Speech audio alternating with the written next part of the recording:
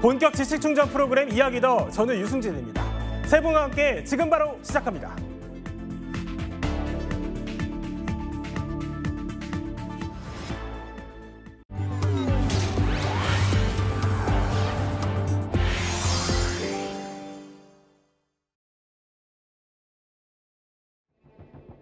주문 이 사건 심판 청구를 기각한다.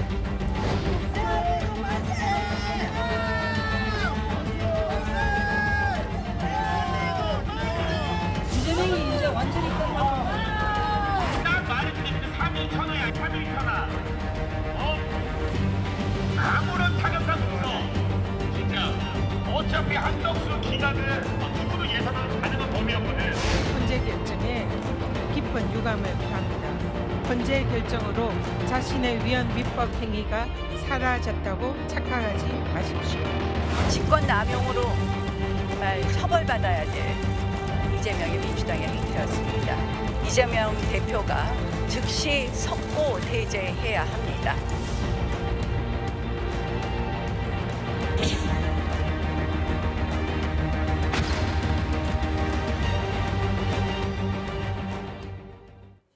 자, 가장 먼저 찾아갈 오늘의 첫 핫스팟. 직무정지 87일 만에 한덕수 총리 복귀가 결정된 헌법재판소 앞입니다. 자, 지금 이 시각 헌법재판소 앞으로 한번 가보겠습니다. 자, 헌법재판소 앞 영상 저희가 보여드릴 텐데요. 자, 왼쪽에는 민주당 정치인, 오른쪽에는 국민의힘 정치인이 윤석열 대통령을 즉시 파면하라, 또 탄핵을 기각하라 외치고 있는 지금 이른 시위가 벌어지고 있는 헌법재판소 앞 영상입니다. 자, 저렇게 분위기가 고조되고 있다면요, 홍익표 의원님, 9대 0입니다. 그러니까 민주당이 윤석열 정부 들어서 주도한 탄핵안 또다시 기각이 된 건데, 자, 몇 시간 전, 그러니까 지금 보시는 이 헌재 안팎에서도 지지자들의 환호와 탄식이 엇갈렸다고 해요.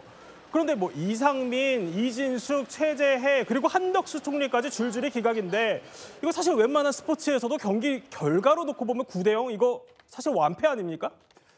그만큼 우리 헌법에 지금 나와 있는 탄핵 제도라는 게 상당히 어려운 제도인 거예요. 그리고 신중하게 써야 되는 건 맞고요. 예. 그러나 다만 이 야당 입장에서도 이게 꼭 다 탄핵이 인용될 거라는 전제하에서 했다고 생각하지는 않습니다.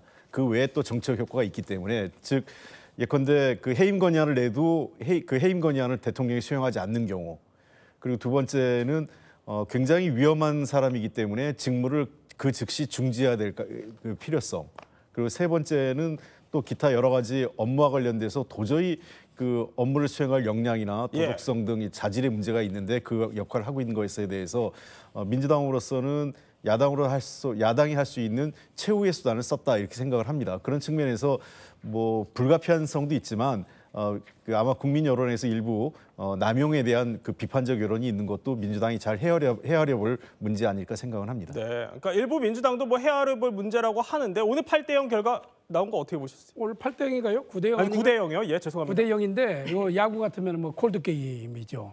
그런데 민주당에서 이게 그동안에 참 다수당의 이 폭거다, 저는 이렇게 생각을 하고 무리를 했다고 생각을 해요.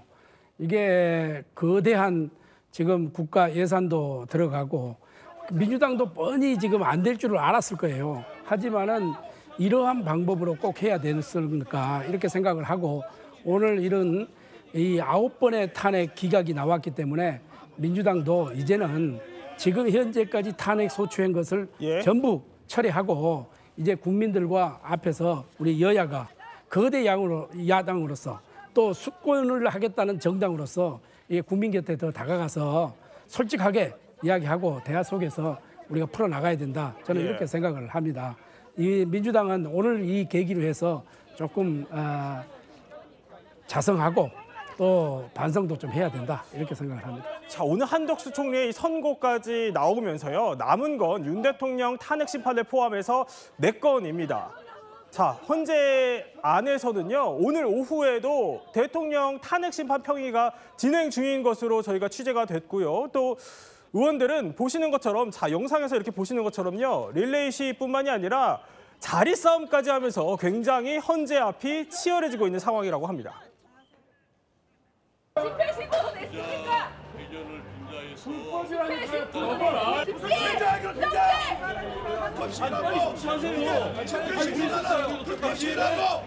하시는 겁니까? 빨리 이거 체포하세요. 없잖아요. 경찰만을 느껴야지. 우리는 뭐 웃기지 없어서 안 합니까? 빨리 거짓말하고 있어 지금. 지금 한 말은 뭐야? 앞두고 마음이 많이 정말 초조한가 가증스럽네. 봅니다. 압박을 하고 겁박을 하고 있습니다. 무슨 겁박이야? 여의도 주된 낮에 겁박이 무슨 겁박? 그러니까 법을 지키세요. 법을. 자리 싸움이 굉장히 치열해요. 매일 아침마다 이래요. 오늘은 지금 국민의힘에서 이렇게 삼각면을 차지하면서 민주당 자리를 막았다 하면서 또 민주당에서 강하게 항의하고 현장 취재에 갔다 온 기자에 따르면 거기가 더 좀 잘 보이는 자리가 있다고 합니다. 그러다 보니 더 좋은 자리를 막고 아침에 그래요? 기자들은 또 저기서 나오는 여러 가지 얘기들로 기사를 쓴단 말이죠. 네. 그래서 오전마다 이렇게 또 자리 싸움 신경전까지 이어지는 상황입니다. 굳이 뭐 자리 싸움까지 할 필요가 있겠어요? 지금 그런데 실질적으로 저러한 형태가 저는 바람직하지 않다고 생각을 합니다. 우리 국민들이 이제 3만 5천 불 시대가 넘어섰기 때문에 예. 저것은 우리가 개발도상국 때 했던 시절이고 저는 저런 것 때문에 이 헌법재판소가 흔들리고 저것 때문에 헌법재판소가 이 좌우로 흔들려서는 안 된다 이렇게 네. 저는 생각을 합니다. 어디까지나 헌법재판소는 법률적으로 명예와 그리고 그런 법률적인 예. 테두리 안에서 심판을 해야지 저 앞에서 뭐 자리 싸움 한다고 뭐 그거 하겠어요? 여당 의원 모습들도 보이는데 쓴소리를 하시네요. 예.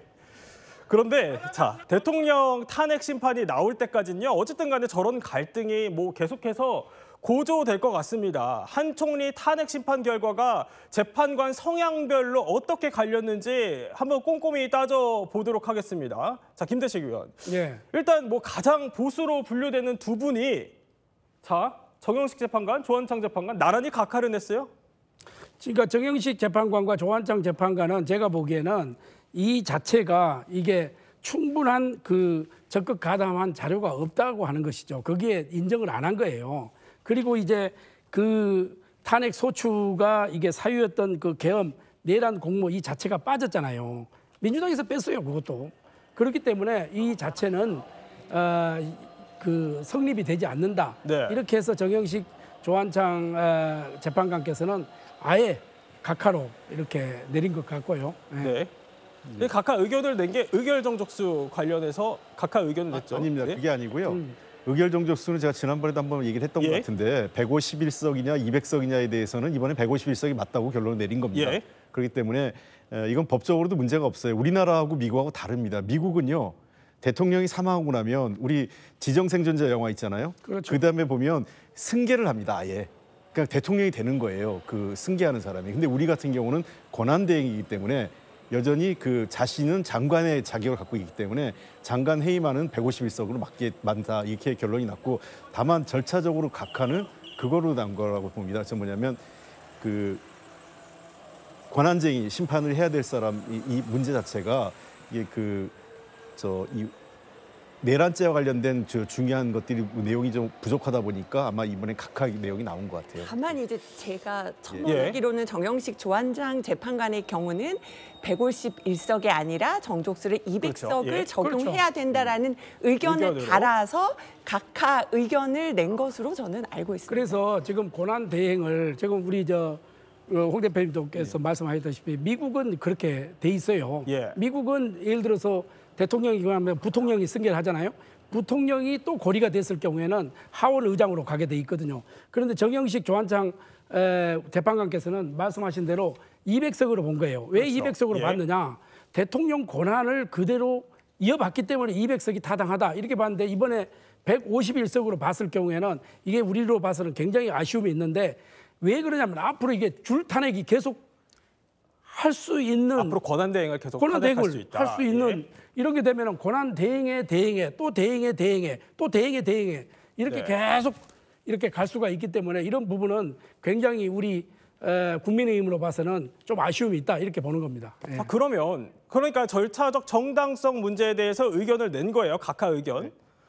그러면 이렇게도 해석해 볼 수 있지 않을까요? 대통령 탄핵 심판에서도 어쨌든 간에 절차적 흠결로 주장이 되는 게 내란죄 철회나 뭐 형소법 문제 이런 것들인데 그럼 이것도 이 두 재판관이 앞으로 좀 꼼꼼하게 따져볼 거다 이렇게도 해석될 수 있는 거 아닙니까? 그렇죠. 저는 그 재판관들은 그런 거 한 것 하나하나가 사실은 우리가 가장 국민들이 마지막 보루로 생각하는 것이 헌법재판소예요. 예. 헌법재판소에서 어떻게 나오느냐에 따라서 이거는 단순한 이번 건뿐만 아니라 앞으로 역사적으로 계속해서 이어질 수 있기 때문에 저는 그런 부분에 대해서는 저 재판관들이 현명한 판단이 있을 거로 이렇게 보고 있습니다. 이번에 각하 의견으로 가늠하는 게 좀 무리인가요? 저는 달리 보는 게요.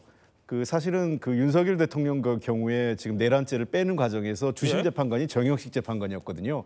정영식 재판관이 그것을 수용을 했고 그다음에 이 평의 과정에서도 이견이 없었다고 내부적으로 결론이 났어요. 그러니까 변호사들이 그러니까 윤석열 대통령 변호인 측에서 몇 번 문제 제기를 했는데 그것은 평의에서 결론 내린 사항이라고 몇 번을 끊었기 때문에 저는 이것을 갖고 헌법재판소에서 이 절차적인 문제로 각하 가능성 거의 없다고 봅니다. 어쨌든 오늘 한 총리의 이번 선고 결과를 두고 이게 대통령 탄핵 심판에 영향을 미칠 수 있냐 없냐 이거가 어떻게 보면 사실 최대 관심사였어요. 그런데 김대철 의원님, 대통령 탄핵 심판에서 그러니까 기각이나 각하 3명이면은 어쨌든 기각 결정이 날 수 있는 거고 그런데 또 다른 보수 성향 재판관으로 분류되는 김복형 재판관이 이번에 기각 의견을 내렸어요.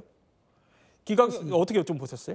그래서 지금 이제 지금 한덕수 총리 건하고 대통령 건하고는 별개예요.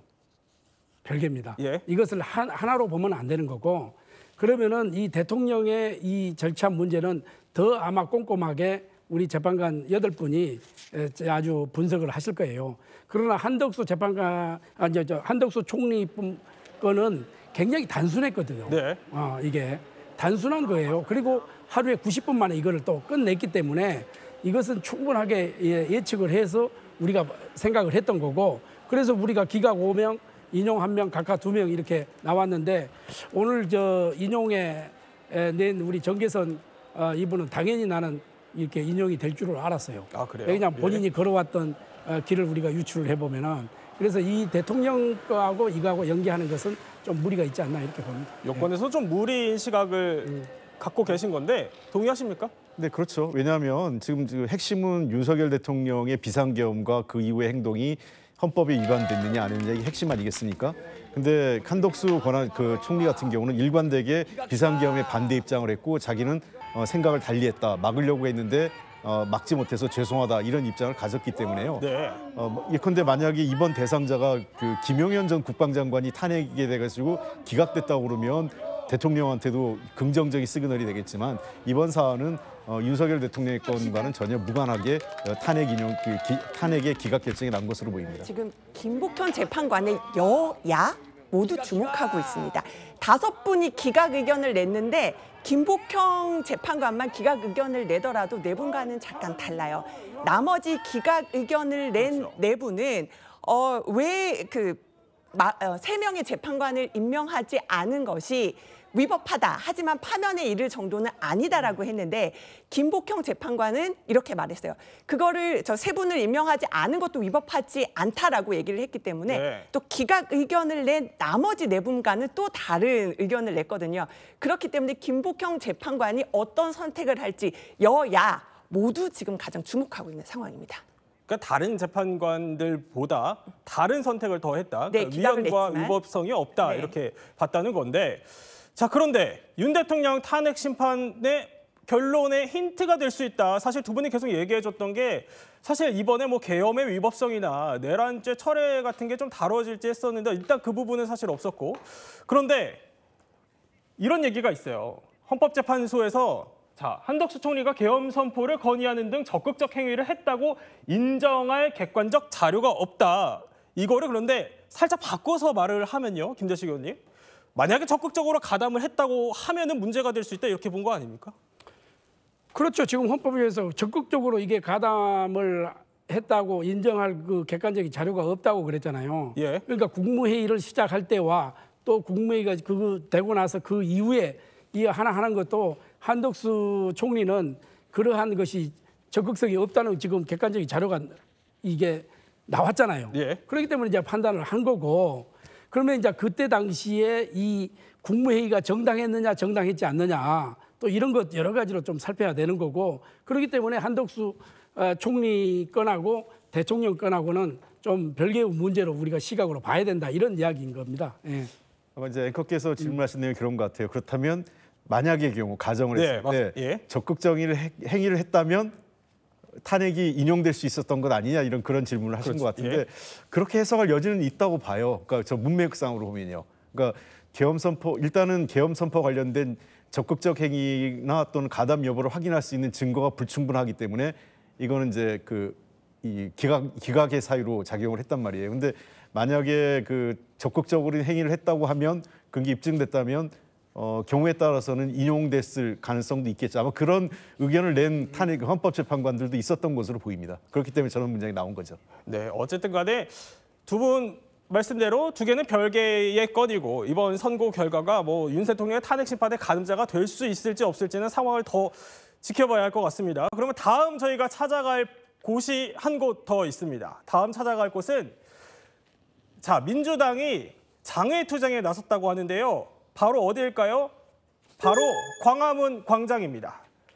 지금 저희가 영상 또 보여드릴 텐데요. 오늘 아침에 광화문에 설치된 민주당의 천막 당사 모습입니다. 오른쪽에 더불어민주당 천막 당사 이렇게 현판까지 오늘 설치됐고요. 이 현판식이 오늘 아침에 또 진행됐다고 합니다. 민주당의 천막 당사가 설치된 건요 무려 12년 만이라고 합니다. 그래서 이재명 대표뿐만이 아니라 뭐 박찬대 원내대표 등 줄줄이 지도부들 총출동해서 아침에 저기서 현장 최고위까지 열었다고 하는데 자 그런데 이남희 의원 이남희 기자죠. 이남희 기자 죄송합니다. 네, 제가 그렇네요. 계속 네. 헷갈리고 있네요. 이남희 기자. 민주당 그런데 민주당이 이제 겨우 복귀한 한덕수 총리의 탄핵을 예고했다. 이건 무슨 얘기예요? 저희도 깜짝 놀랐어요. 왜냐하면 노종면 원내대변인이 SNS에 올린 글이에요. 그래서 오늘 의견을 보면 재판관 6명 의견이 헌법재판관 임명, 그러니까 마은혁 헌법재판관 임명을 거부한다면은 파면 사유된다는 얘기다. 오늘 결론은. 그러니까 한대행이 다시 마은혁 그 재판관 후보자 임명을 거부한다면 다시 탄핵을 할 수 있다는 뜻이다. 이런 식으로 글을 올린 거예요. 그래서 저희가 이제 취재를 했죠. 민주당 쪽에. 다시 지금 재탄핵한다는 얘기인가요? 네. 탄핵 이미 지금 안 된다고 나왔는데 또 재탄핵한다는 얘기인가요? 했더니 일단은 개인적 의견이다. 이런 거지만은 한 번 더 압박하는 취지로 노종면 원내대변인이 글을 올렸다고 보실 수 있겠습니다. 또 하나는 지금 민주당 단독으로도 처리할 수 있게 된 거잖아요. 정족수가 151석으로도 된다는 얘기이기 때문에 여러 가지로 압박하는 취지에서 글을 올렸다고 보시면 되겠습니다. 그런데 그러면 이재명 대표, 자 오늘 한 총리의 탄핵 기각 결정이 난 이후에 이재명 대표의 속내는 어땠을까요? 일단 기자들이 본 바에 따르면요. 어두운 표정을 좀 감추지 못했다고 하는데 이 대표 말 듣고 이야기 나눠보겠습니다. 탄핵할 정도는 이르지 않았다라는 판결을 우리 국민들께서 과연 납득할지 모르겠습니다. 경범죄 처벌법을 어겨도 다 벌금 내고 처벌하지 않습니까? 헌법상 의무를 명시적으로, 의도적으로, 악의를 가지고 어겨도 용서됩니까? 자, 이 대표 이렇게 얘기해요. 납득할지는 모르겠다라고 하지만 오늘 한 언론 보도에 따르면요, 홍익표 의원님 보니까 최근 탄핵 심판들의 변론 횟수를 세보니까 이게 평균적으로 2.46회에 불과하다. 그나마도 윤 대통령을 빼면은 이게 1.75회로 더 낮아져요. 그러니까 평균적으로 이게 변론도 뭐 2번 이상 낼 필요도 없이 단순한 사안으로 탄핵 걸어서 줄줄이 기각했다. 뭐 이런 소리로도 귀결되는 거 아니겠어요? 원래 그 당내에서도 그 탄핵에 대해서 우려의 소리가 있었어요. 그러니까 여러 가지 이제 검사 탄핵이라든지 또는 뭐 특히 중앙지검장 등등 또 개별 장관들의 탄핵에 있어서 탄핵 인용 가능성보다는 기각 가능성이 높다는 당내 안팎의 우려가 있었지만 그럼에도 불구하고 이제 아까 제가 말씀드렸던 여러 가지 또 다른 정치적 이유가 있었던 거죠. 그러니까 우리가 통상적으로 과거 정부에서 해임 건의안을 하면 다는 아니더라도 한 그 10건을 하면 서너 건 정도는 대통령이 수용하거든요. 예를 들면 그 이태원 참사 같은 경우 있었을 때 행안부 장관 건이라든지 또는 그 해병대 장병 사건 때 관련된 뭐 장관이나 또는 해병대 사령관이나 이런 분들에 대한 이 인사 조치가 이루어지지 않다 보니까 야당으로서는 국민 여론도 높고 하기 때문에 좀 더 무리한 더 강한 카드를 쓰게 되는 그러니까 정치 실종이 탄핵과 대통령 거부권 이런 것들이 자꾸 반복되는 악순환을 만든 것 아닌가 이런 생각도 듭니다. 네, 뭐 여당에서야 당연한데 그런데 민주당 내부에서도 저희가 알아보니까 김부겸 총리처럼 섣부른 탄핵, 지적 뼈아프다, 지도부 책임 느껴야 한다 이렇게 비판이 나오고 있는 상황입니다. 또 나아가서요. 여권에서는 이제 이재명 대표를 향해서 사과해야 한다 이런 요구까지 더불어서 이번에는 정계 은퇴까지 거론하는 분도 있습니다. 이재명 대표께 분명히 말씀드립니다. 이제 그만하시고 정계에서 은퇴하십시오. 도대체 무엇을 위해서 대통령이 되려는 것입니까? 그러니까 안철수 의원께 좀 돌려드리면 그런 말씀을 하실 자격이 있나요? 이재명 대표만 걸고 늘어지면 그 당의 대통령 후보 반열에 오릅니까? 얼마든지 하십시오. 자, 민주당이요. 그런데 아까 광화문에서 열었던 천막장사뿐만이 아니라 지금 이 시각 여의도에서 출발을 해서요. 광화문으로 도보 집회까지 또 진행을 하고 있습니다. 거의 며칠째 계속하고 있는 건데요. 지금 보면은 앞줄에 박찬대 원내대표 모습도 보이고요. 그러니까 오전에는 천막장사에 있다가 오후에는 지금 저렇게 도보 집회를 하고 있는 겁니다. 이뿐만이 아니라 헌재 앞에서 기자회견도 열고 또 장외 집회 열고 줄줄이 여론전에 그야말로 화력을 쏟고 있는 건데 자, 그런데 홍익표 의원님 아까 얘기를 들어보면 여권에서 주장하는 것처럼 이재명 대표의 어떤 사과나 당 차원의 책임 표명 사실 이런 게 필요하다고 목소리가 나오는 것 같은데 의원님께서도 그럴 문제는 아니라고 보시는 겁니까? 그래서 뭐 이재명 대표도 그 방송 인터뷰 과정에서 민주당도 잘한 것 아니다 이렇게 얘기를 했고요. 실제로 이제 물론 뭐 대표의 결정 사항도 있고 권한도 있겠지만 기본적으로 이건 원내 사안이거든요. 그래서 제가 보기에는 원내대표가 적절하게 입장을 한번 표명을 하고 유관 표명과 함께 다만 왜 이런지에 대한 배경 이런 과정을 좀 더 한번 소상하게 국민께 설명할 필요는 있지 않을까. 저는 뭐 민주당도 그에 합당한 이유가 있기 때문에 당당하게 사과 유관 표명과 함께 이유에 대해서도 설명할 필요는 있다고 생각합니다. 설명할 필요도 있다라는 건데 제가 볼 때는 우리 이재명 대표도 그렇고 박찬대 원내대표도 그렇고 굉장히 얼굴이 어두워졌어요. 지금 급박한 심정이고 지금 뭔가가 쫓기는 듯한 그런 건데 12년 만에 이 천막당사도 저는 뭐 민주당에서 저러한 형태로 해서 국민들에게 메시지를 준다고 하는 것도 저것도 하나의 정치 행위라고 볼 수가 있겠지만은 지금은 저는 오히려 이재명 대표나 박찬대 원내대표 민주당 지도부는 더 국민 속에 가서 국민의 목소리를 들어줘야 된다. 저는 이렇게 생각을 합니다. 이러한 것이 먹히느냐 별로 먹히지 않아요. 우리도 사실은 지금 뭐 하고 싶으면 우리도 나가서 하려고 하죠. 지금 한번 보세요. 광화문이고 여의도고 매주 토요일 날 하는 거 우리 국민의힘에서 그거를 의도해서 집회를 했으면 그렇게 오겠습니까? 민주당에서 지금 엄청난 화력을 쏘아 부어가지고 해도 지금 한계성이 있잖아요. 그렇기 때문에 지금은 우리가 지금 국제 정세도 어렵고 지금 서민 경제도 어렵고 경제도 어렵기 때문에 정말로 민주당이 이제는 헌재의 시간으로 맡기고 지금이라도 좀 국민 속으로 더 들어가서 여야가 한번 민생 문제를 같이 의논하는 것이 맞지. 지금 보세요. 민주당에서도 내부에서 지금 벌써 지금 소용돌이가 있잖아요. 뭐 이재명 대표의 이게 반기를 들고 할 수 있는 이런 것이 있기 때문에 정말 제가 옆에서 훈수를 띈다면은 그렇게 하는 게 맞다. 이게 섣부른 탄핵이 한두 번도 아니고 벌써 30번째 해왔잖아요. 앞으로 한덕수 총리를 재탄핵하겠습니까? 151석이라 해서 하는 순간 더 역풍을 맞는 그리고 민주당의 지금 지지하는 이 표도 추풍 낙엽처럼 떨리라 이렇게 보기 때문에 저는 냉정한 판단을 해서 민주당이 국민 곁으로 다가가야 된다. 그럼 우리가 같이 민생 문제는 우리 국민의힘과 같이 의논하고 머리를 맞대고 해줘야 된다. 이렇게 보는 겁니다. 자, 그런데 이 상황까지는 정리가 어느 정도 된 것 같은데 이 탄핵 심판, 윤 대통령의 탄핵 심판 선고를 앞두고 갑자기 여야 의원이 총사퇴를 해야 한다 이런 얘기까지 나오더라고요. 원래는 윤상현 의원이 계속 총사퇴 얘기를 했는데요. 오늘은 보면은 그 이현주 최고위원이 오늘 천막당사 최고위에서 국회의원 자꾸 헌재 판단이 늦어지고 있는데 이럴 바에는 다 총사퇴해서 다시 총선을 치러서 윤 대통령을 파면해야 될지 말지 국민 판단을 받아보자 이런 얘기를 한 거예요. 총선을 다시 하자. 근데 이례적으로 이현주 최고위원은 오늘 여권에서 지지합니다 글들이 릴레이 글들이 계속 이어서 왔는데 일단 이현주 최고위원 뭐라고 했는지 들어보시고 얘기 이어가겠습니다. 헌재가 계속해서 지연하고 혹여라도 그중에 일부가 다른 생각을 한다면 이제는 직접 국민들에게 마지막 의사를 물을 수밖에 없습니다. 필요하다면 여야 국회의원들이 모두 총사퇴하고 총선을 다시 치릅시다. 나라가 이런 내란 행위조차 진압하지 못하고 질질 끌면서 면죄부를 주는 반헌법적 상황으로 계속 간다면 그런 나라에서 배지를 달고 있는 것이 무슨 의미가 있겠습니까?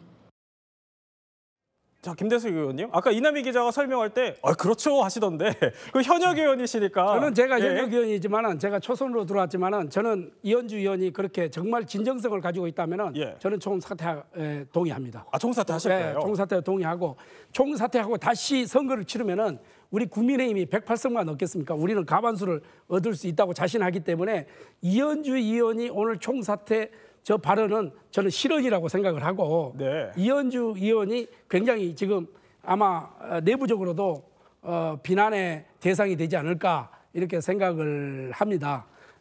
그러나 이현주 의원이 정말 진정성을 가진다면 본인부터 총사퇴하시기 바랍니다. 저런 발언은 하지 않아야 됩니다. 왜냐하면 저는 윤석열 대통령이 지금 비판받고 있는 거는 대통령의 권한, 국민에게 최선을 다하고 국가와 헌법을 준수해야 되는 의무를 저버리고 비상계엄을 한 것 때문에 그렇거든요. 그러면서 본인의 임기도 지금 위태롭게 된 거고 어쨌든 국민들이 선거를 통해서 4년의 임기를 부여한 겁니다. 그것에는 자기의 권리도 있고 국민이 부여한 책임도 있습니다. 자신의 임기를 내던지겠다, 총사퇴하자 이런 얘기는 어떤 정치인도 함부로 해서는 안 되는 얘기입니다. 자, 그런데요. 민주당 복수 의원들이 오늘 또 무슨 얘기를 꺼냈냐면 수요일에 이재명 대표 선거법 2심 재판이 있으니까 그거 전에 그러니까 내일 당장 대통령 탄핵 심판 결정 내려라 이렇게 압박을 하던데 물리적으로 가능한 얘기입니까 일단? 그러니까 저 헌법재판관들이 합의만 되면은 물리적으로도 가능하죠. 왜냐하면 벌써 이미 최후 변론까지 끝났고 옛날에 박근혜 대통령이나 노무현 대통령 할 때보다 훨씬 지금 길어졌잖아요. 그렇기 때문에 바로 헌법재판관들만 협의만 되면은 평의만 합의가 되면은 충분하게 열 수가 있다. 물리적으로 가능하다. 물리적으로 가능하죠.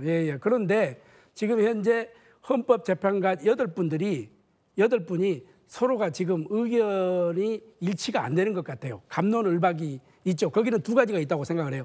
첫째는 이게 국민들에게 우리가 이만큼 심사숙고하고 고심하고 있다 하는 것을 보여주는 의미가 하나가 있고 두 번째는 8분이 의견이 안 맞는 거죠. 의견이 안 맞고 갑론을박이 벌어지고 있기 때문에 지금 결과를 빨리 도출해 내지 못하고 있다. 저는 이렇게 보는 겁니다. 네, 홍익표 의원님은 물리적으로 가능하다고 보시는 겁니까? 물리적으로 가능한 여부를 떠나서 우리 민주당이 요구하는 거는 헌법재판소가 빨리 국민적 피해나 국가적 어떤 손실 등을 리더십에 공백했다는 그런 피해를 감안할 때 빨리 내려달라는 얘기죠. 저거를 이재명 대표의 2심 선고와 연계해서 앞이냐 뒤냐 그동안 일부 여권 일각에서는 이 2심 재판보다 늦게 해야 된다. 또 마찬가지로 민주당에서도 먼저 해야 된다 이렇게 얘기하는 것 자체는 사법부에서 하는 것과 헌법재판소 하는 일을 서로 연계해서 선후관계를 자꾸 연결시키려고 하는 것 자체는 잘못됐다고 봅니다. 네, 또 저희가 전해드릴 다음 키워드 살펴보겠습니다. 다음 키워드는 사방이 도깨비 불입니다. 지난 주말에 전국 50곳에서 동시에 발생한 산불 소식 저희가 짚어볼 텐데요. 일단 이남희 기자, 오늘 나흘째 진압 중이 돼서 참 진압이 안 되고 있어요. 정말 저도 걱정이 많습니다. 지금 오전 10시 기준으로 보면은 산청 산불은 진화율이 한 70% 정도 되고요.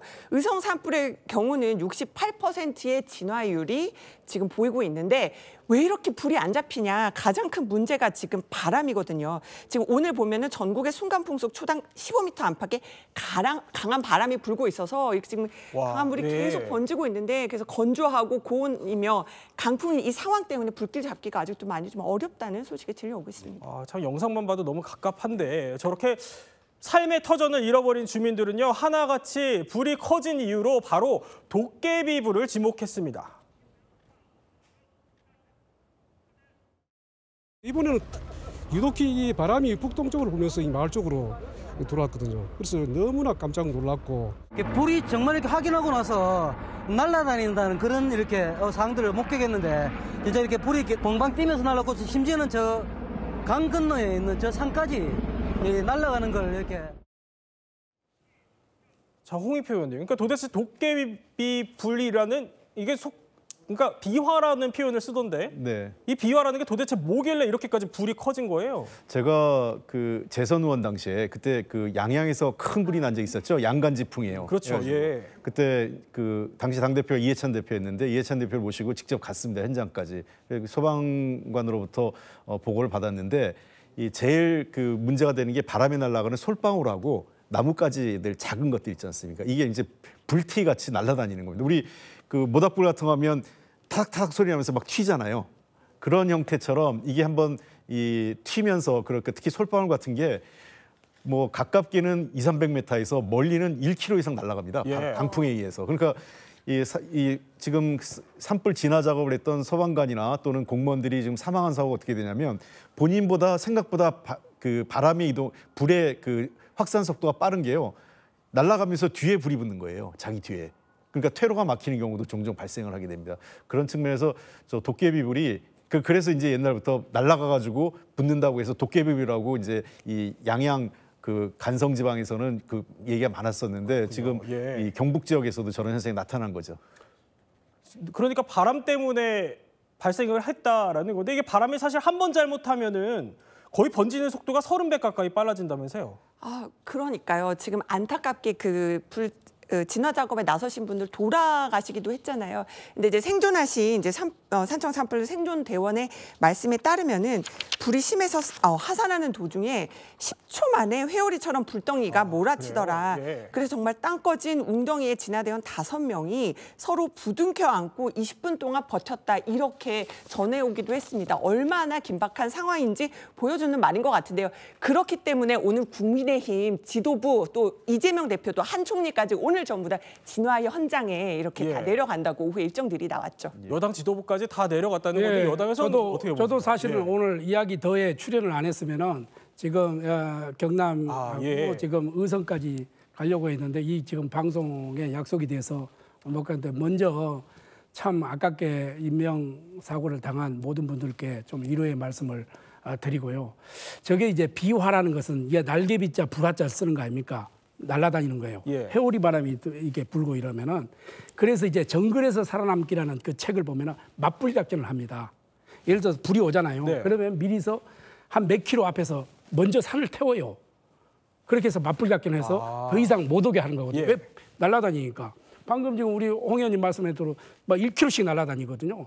그래서 이러한 사고가 있는데 왜 그러냐면은 지금 불도 불이지만은 거기에 퇴적돼 있는 이런 그 솔방울이라든지 솔잎이라든지 이게 지금 한 어떨 곳은 한 뭐 1m씩 이렇게 쌓여 있기 때문에 거기 타게 되면 그게 더 화력이 붙는 거예요. 화력이 세게 되면은 잡목이 와서 또 타게 돼 있거든요. 그래서 그런 부분이 있기 때문에 더 이상은 인명 피해가 없어야 되고 또 이게 지금 바람 이럴 때는 좀 비가 내려줘야 되는데 이런 안타까움이 참 있어서 너무 가슴이 아픕니다. 사실은.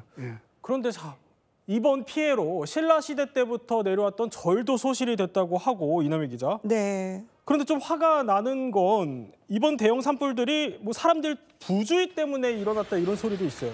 일단은 최종적으로 조사를 해봐야 될 것 같고요. 지금 나오는 곳은 지금 신라시대 지어진 절인 울람사인데 이렇게 화재 때문에 지금 다 타버려서 스님들이 이제 여러 가지 문화재를 또 가지고 또 피해야 되는 그런 상황인 겁니다. 이렇게 안타깝게 우리 문화재까지 소실되는 것. 그다음에 900년 된 그런 나무, 은행나무까지 좀 소실되는 지금 모습까지 산불 발생 전과 후에 지금 은행나무 모습도 보시고 계신데요.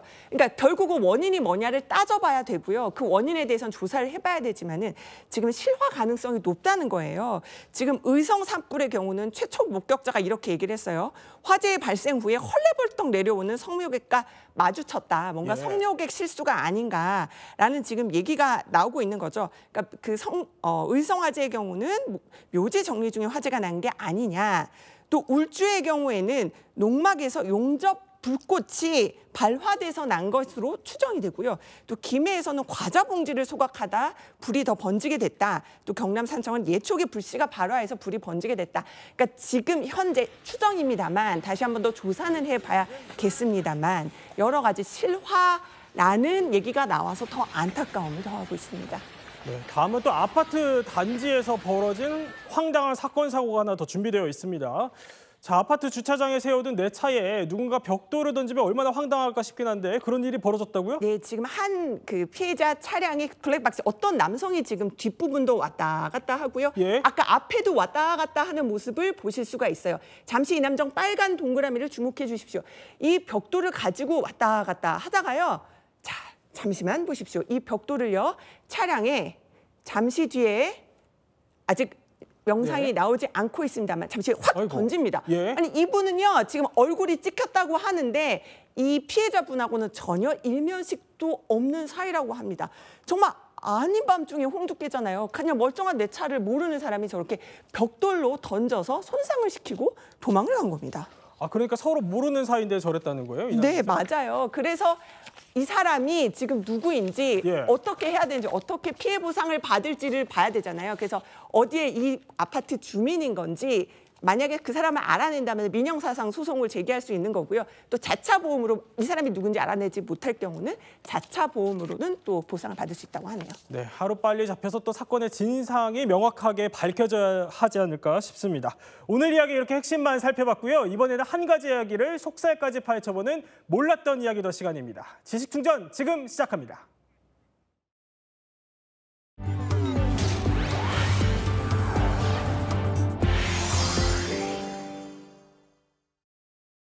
只有团结才能抵抗分化，没有什么可以击倒我们。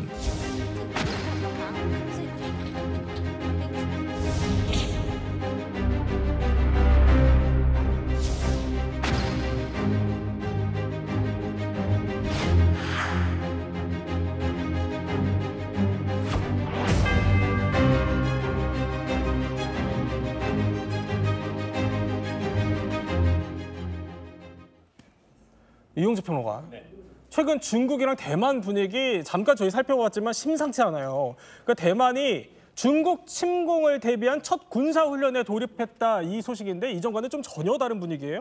네, 맞습니다. 이 대만군이요. 지난 17일부터 대만 6회 공군을 통해서 닷새간 소한광 군사훈련이라는 걸 했는데요. 그 훈련이 평소에도 하는 훈련인데 이번에는 조금 다르게요. 중국군의 회색지대 전술에 대응하는 훈련을 했습니다.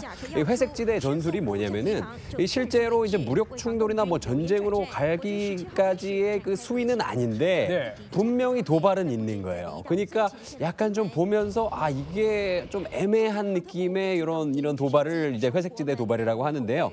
예를 들자면 최근에 이 대만의 해저 케이블들이 자꾸 끊기는 겁니다. 아, 그래요? 네, 그래서 대만의 이 통신 시설들이 자꾸 마비가 되는데 이게 대만군 입장에서 보면은 아 이게 심증은 있는데 누가 한지는 알 것 같아요. 근데 물증은 없는 거예요. 그러니까 이게 약간 조금 이러다가 혹시 정말 크게 충돌하는 거 아닌가 이런 좀 우려도 좀 많이 되고요. 그래서 이번에 대만 6회 공군이 이 소한강 군사훈련을 통해서 언제든지 실제 전쟁으로 돌입할 수 있다는 가정 아래서 훈련을 좀 세게 했다고 합니다. 그렇군요. 대만이 이렇게 수위 높은 대응 훈련을 하니까요. 중국도 가만히 있지는 않았다고 합니다. 일단 중국 대변인 발언 듣고 이야기 나눠보겠습니다. 宵小之辈 鸡鸣狗盗，为虎作伥，必遭严惩。 이용재 평론가 말만 들어도 엄청 셉니다. 뭐 저질스러운 꾀를 부리며 악행을 저지른다 이렇게까지 하는데 이 대응이 사실 말로만 끝나지 않았다면서요, 중국이. 맞습니다. 이 중국 대변인들은 좀 말을 할 때 약간 무협지처럼 이야기를 하는 경우가 예. 많은데요. 저분이 또 저런 얘기를 했고요. 또 우천 중국 국방부 대변인이 이 사마귀가 수레를 막는 당랑거처를 스스로 파멸하는 일을 부를 것이다. 그리고 또 중국이 조만간 대맛을 되찾을 것 이렇게 뭐 확정을 하면서 이야기를 했습니다.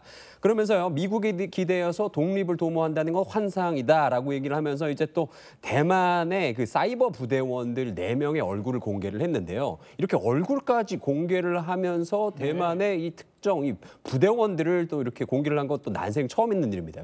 그 말 뜻은 대만의 저런 사이버 공격이 중국에게 실질적 위협으로 느껴졌다라는 부분인 것 같고요. 그래서 지금 지금 중국이 저렇게 뭐 공개만 하는 것이 아니라 실제로 최근에 전투기 막 13대를 이제 대만 해협에 보내면서 뭐 먹이를 찾는 상어 같은 그런 무서운 움직임을 좀 보여주고 있습니다. 자, 강준희 교수님, 그야말로 지금 영상 쭉 보고 이용재 평론가 설명 들으면 일촉즉발 그야말로 뭐 당장 전쟁이 날 것 같은 이런 분위기가 감지되는데 왜 갑자기 이런 분위기가 생긴 거예요? 네, 그렇습니다. 이게 사실 뭐 잘 아시겠지만 대만 문제가 이렇게 본격화돼서 세계인의 주의를 끌게 된 게 그 잘 아시는 펠로시의 방문 때입니다.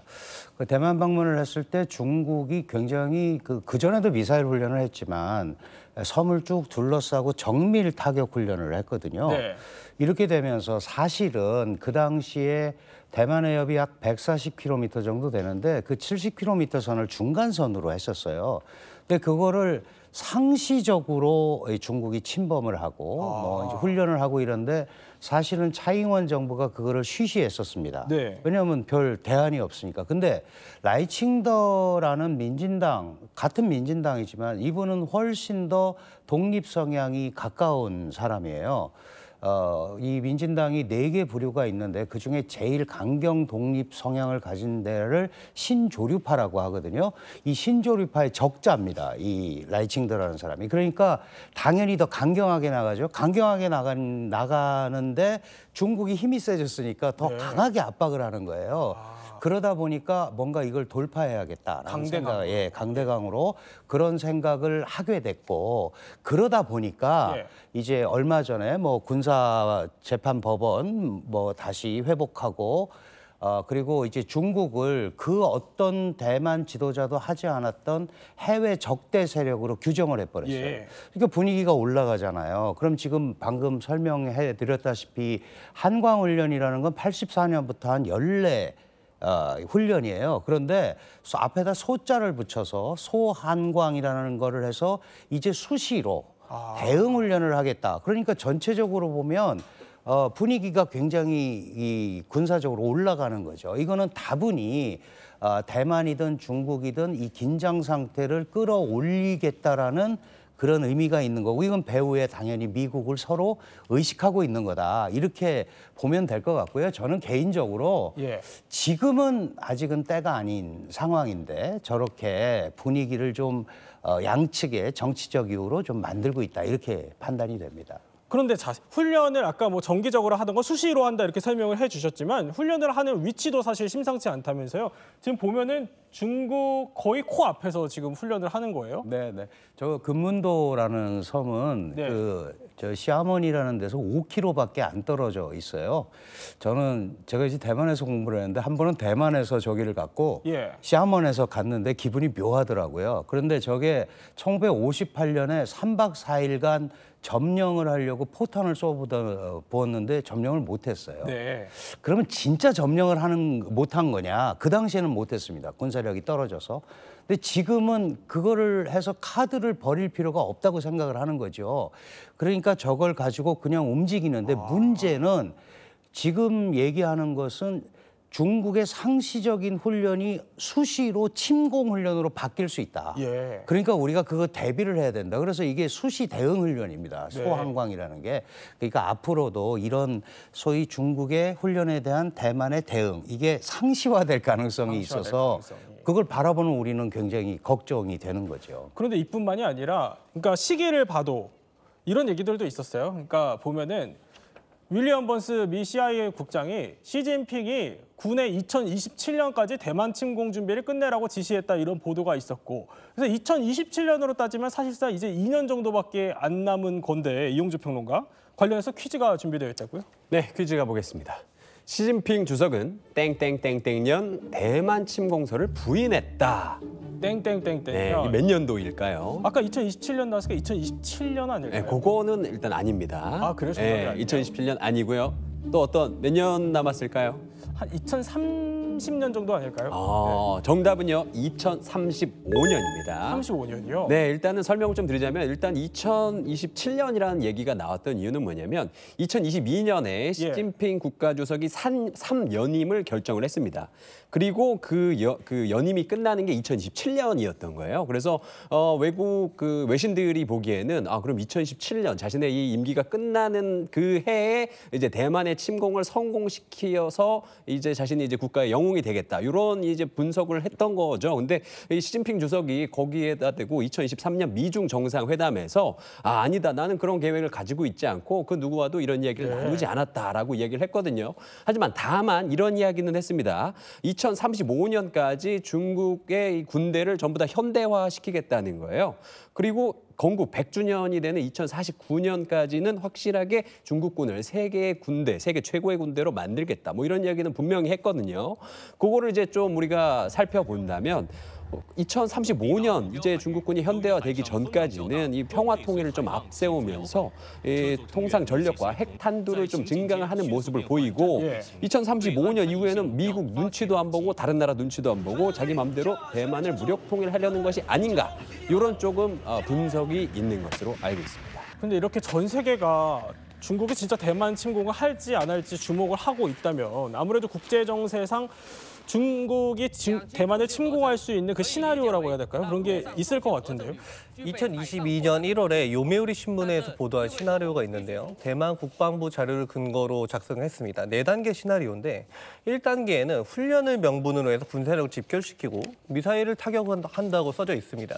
2단계에 사이버 공격이나 우주전 등을 감행을 하고 3단계에 이제 미군의 개입을 차단하면서 대만 포위망을 형성하면서 마지막으로 4단계에 네 번째에 상륙작전을 한다라고 써져 있는데 저는 이걸 보면서 잘 모르시는 분이 작성한 시나리오 같다라는 느낌을 받았습니다. 왜 그렇죠? 왜냐? 앞에 지금 말씀하신 그 두 번째 단계에 들어가는 사이버 공격, 우주전 이런 거는 회색지대 분쟁 단계에서부터 이미 시작이 되어 있어야 돼요. 그러면서 강도가 조금씩 국지전, 전면전 갈수록 높아져야 되는 거거든요. 동시에 외국 미사일 타격을 하기 전에 외국군의 적군을 이미 차단할 수 있는 준비가 되어 있어야 됩니다. 왜? 미사일 타격을 한 후에는 당연히 본대가 상륙을 해야 될 테니까. 그리고 제일 중요한 제공권 장악. 대만 본토를 점령을 하려면은 2가지 전략적 요충지가 있습니다. 바시 해협과 미야코 해협이라는 곳이 있어요. 이 두 군데에서 제해권과 제공권을 장악하지 못하면은 대만 섬은 절대로 점령을 할 수가 없습니다. 왜냐? 대만은 시기적으로 우기가 길어요. 그래서 6개월 정도밖에 군사작전을 진행할 수가 없습니다. 그 6개월이 지나가면 태풍이 불어오거든요. 그래서 대만 본토를 6개월 안에 초토화시키며 점령을 하려면은 반드시 그 안에 대량의 육군을 상륙시킬 수 있는 능력이 갖춰져야 됩니다. 그래서 그 두 군데가 확보가 돼야 된다는 거거든요. 그런데 만약에요, 중국이 대만을 침공한다면 우리가 예의주시해야 할 것은 미국이 그렇다면 과연 어떤 입장을 보일까입니다. 그래서 트럼프 대통령이 과거에 이런 발언을 했다고 하는데요. 듣고 이야기 나눠보겠습니다. And we give so much help militarily and in so many other ways to South Korea, but that's what happens. This is happening by friend and foe. Is it also your policy that as long as you're president, China will never take Taiwan by force? I never comment on that. I don't comment on anything because I don't want to ever put myself in that position. 자, 강 교수님. 그러니까 거의 사실상 뭐 노코멘트 비슷하게 대답을 하는데 어디에도 힘을 좀 안 실어주는 거예요. 그러면은 만약에 중국이 대만을 침공한다 그러면 미국은 그냥 지켜만 볼까요? 그럴 수 없을 겁니다. 실제로 1979년 1월 1일에 중국과 미국이 수교를 했는데 미 의회가 1979년 4월 10일에 대만 관계법이라는 걸 의회에 제정을 했어요. 그래서 대만을 지원해주겠다라는 겁니다. 이게 이제 중국은 중화인민공화국이 중국의 유일 합법 정부고 대만은 분할할 수 없는 중국 영토의 일부분이다. 이게 하나의 중국 원칙이라고 하는 거고 이제 미국에서는 그래 맞다. 그런데 대만도 그대로 있어야 된다. 우리는 하나의 중국과 하나의 대만이 그 상태로 현상 유지하는 게 우리의 원차이나 팔러시다. 네. 이걸 얘기했거든요.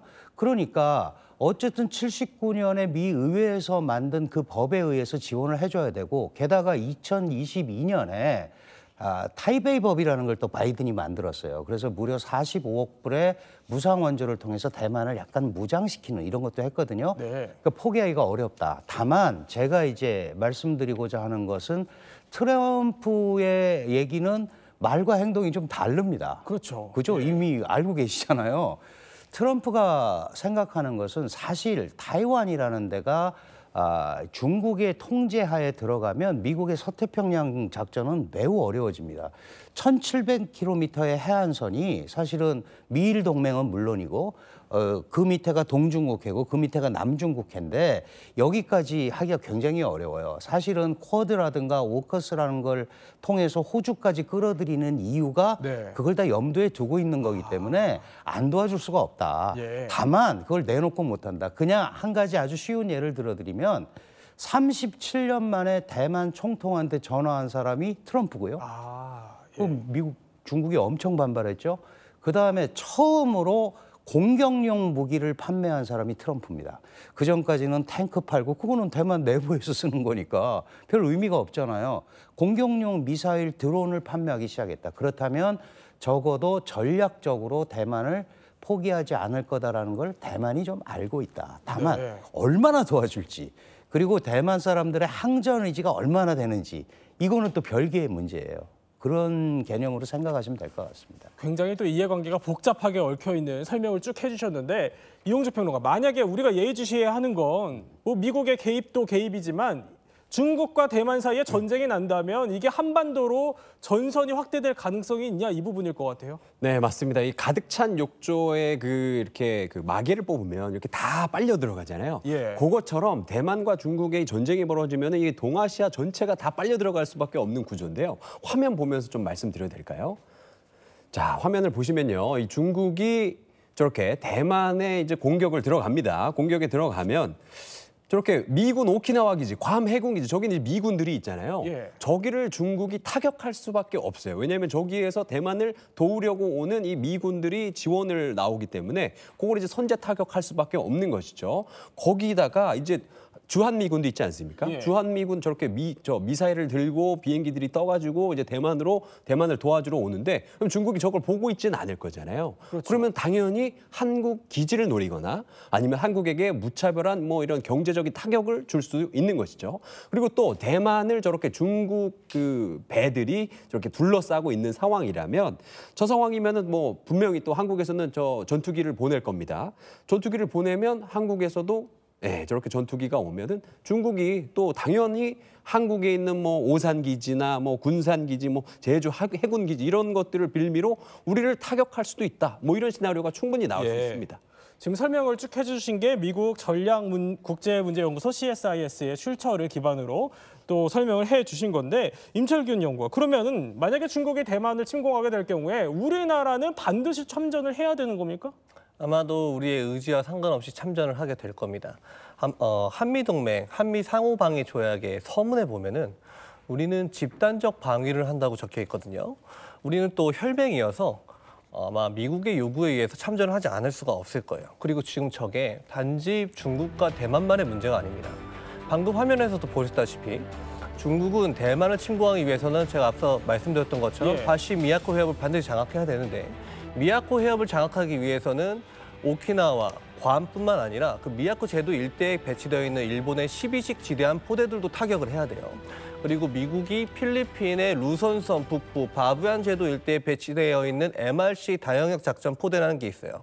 이 미사일 포대도 타격을 해야 되고 한국의 군산 주한미 공군기지도 때려야 됩니다. 왜냐? 북해 함대가 내려와 줘야 되거든요. 네. 중국의 해군력이 아무리 대만보다 3,600배가 많다고 하더라도 저 포위망 방어선을 모두 돌파하기는 힘듭니다. 그렇기 때문에 타격을 할 수밖에 없어요. 그렇다면 중국과 동맹 관계인 조중 우호 협력 조약으로 동맹 관계인 북한도 자동 참전을 하게 되겠죠. 네. 북한이 참전을 하게 되면 최근에 러시아와 조약을 체결했죠. 러북 포괄적 전략적 동반자 관계 조약을 체결했지 않습니까? 그럼 러시아도 참전을 하게 될 겁니다. 그리고 미국이 참전하게 되면 미일 동맹도 있고 한미 동맹도 있고 미 필리핀 상호 방위 조약도 있지 않습니까? 네. 이 지역 전체가 참전을 할 수밖에 없는 상황이 펼쳐지게 될 겁니다. 결국에는 뭐 국제 정세상 참전을 하지 않을래 않을 수 없다 이런 설명을 해주신 건데, 그런데 또 다른 문제는 중국이 만약에 대만을 침공하게 될 경우에 이용주 평론가, 이 북한 도발의 가능성이 커진다는 얘기들도 있어요. 네, 맞습니다. 다시 한번 그 미국 싱크탱크가 분석한 결과를 좀 말씀드리자면요.